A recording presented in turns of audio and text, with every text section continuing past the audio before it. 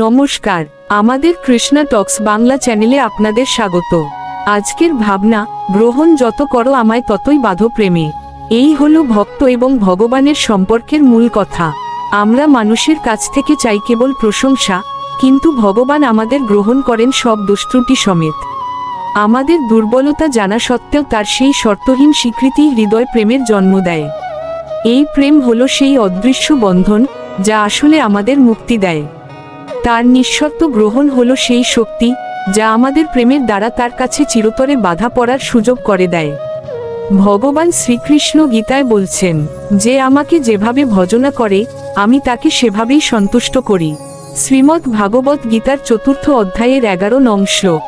আসুন তার নিঃশর্ত গ্রহণকে অনুভব করি, কারণ সেই বন্ধনই আমাদের জীবনের সর্বোচ্চ প্রাপ্তি। ভালো লাগলে একটি লাইক, কমেন্টস এবং সাবস্ক্রাইব করে দিবেন।